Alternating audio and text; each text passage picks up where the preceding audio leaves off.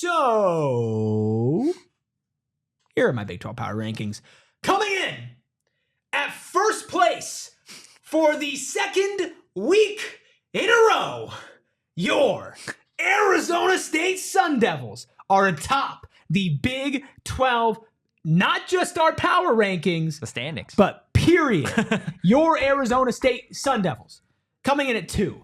The Iowa State Cyclones moving up 1 spot. Kansas State also moving up 1 spot, heading into 3. Colorado dropping down 2 spots, down to 4 after their loss to my number 5 team in the conference. What a rise. This is the Kansas team that we've been waiting for, and they came on at just the perfect time, rising 4 spots up to number 5. Texas Tech, you stay solid. You stay at 6. BYU, keep on going down that rankings. Chase Roberts, down 2 to 7. 8, TCU stays the same. 9, Baylor moves down 2. 10, West Virginia moves up 1. UCF goes down 1. Houston goes up 2, which I don't really know how. That's just kind of how my math works. Like Baylor goes down and Houston goes up. Power rankings. It's just, it is what it is. Houston at 12. Cincinnati stays strong at 13. Utah playing Iowa State close. They move up to 14. Oklahoma State stands pat at 15. And who is that all the way down there? Can you see that, Totri? Looks like a little all A. the way down at 16. Dropping 4 spots after getting destroyed by TCU. The Arizona Wildcats. There you go. There you go. It's truly unbelievable to see where Arizona State is at this point in the season. ASU is 1. U of A is 16. Why? So I'm curious, and Will in the chat talking about why is BYU so low at 7. Just any explanation as to why you have BYU lower than Texas Tech? I think BYU is a better team, but as far as power ranking goes, I don't think BYU's really played a full, complete, good game in almost like a month and a change now. And you're coming off of back-to-back losses as well. Yeah. You lost to Kansas. Now you lost to Arizona State, too. 2 of your most important games of the season, and you just haven't looked that great. And I would take BYU to beat Texas Tech, but in power rankings, it's a lot of what have you done for me lately. Yeah. And Texas Tech won this past weekend. And so I'm going to give them the nod on that. 7 is still fine. It's not too bad. I would take them still as a better team, but it's power rankings, not the better team competition. That's fair. Either way, ASU is at the top, so it doesn't really matter. Why are you whispering? I don't know. You don't want to wake up anybody? I don't want to wake up. You don't want to wake up the sleeping giant. Is that what it is? Well, I don't think they're sleeping anymore. Yeah, no, that's facts. Look, let's go ahead. Let's get to my Big 12 power rankings. Pretty similar. Eric, did you take a glance at my power rankings by chance? I took a glance, but we're pretty different.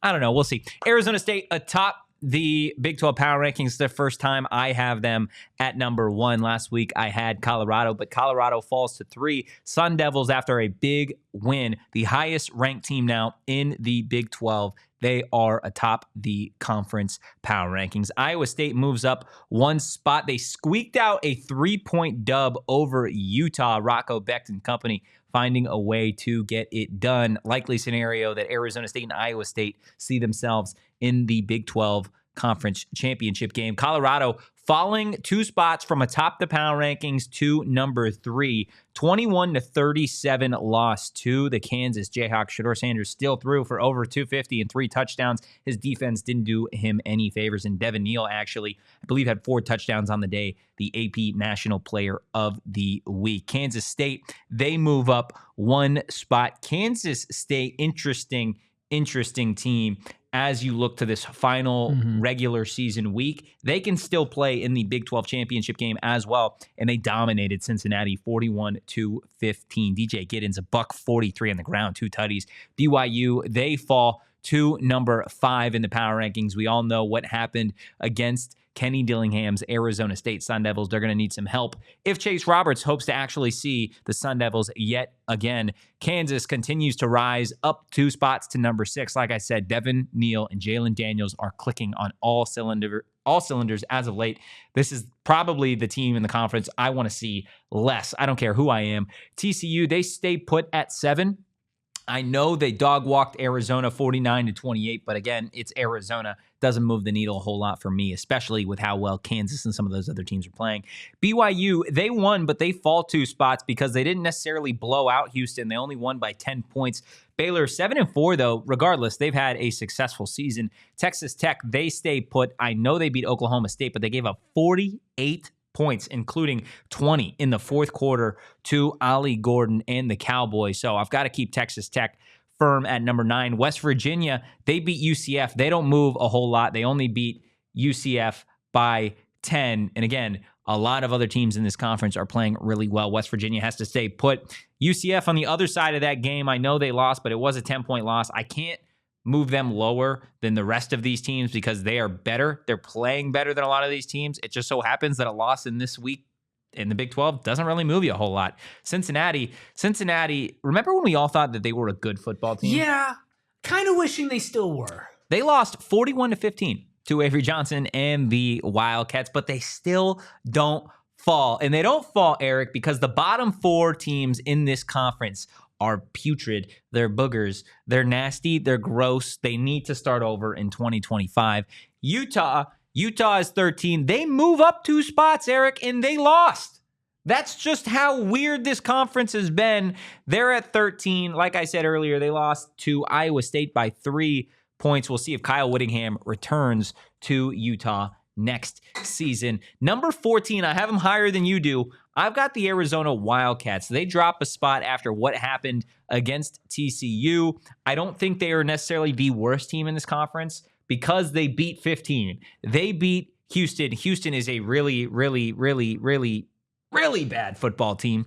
Like I said earlier, Houston on the wrong side of a 20-10 loss to Baylor.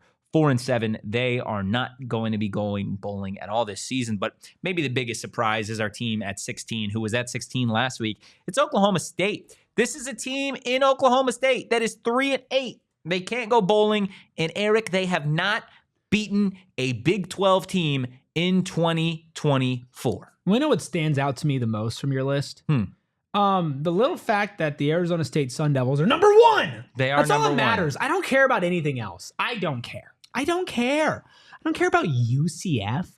Why would I care about UCF? I don't. Well, you might, but maybe other people watching, they might. Guys, Maybe. Hit the like button. Head to the comments. Let us know who the biggest surprise in the Big 12 is this season.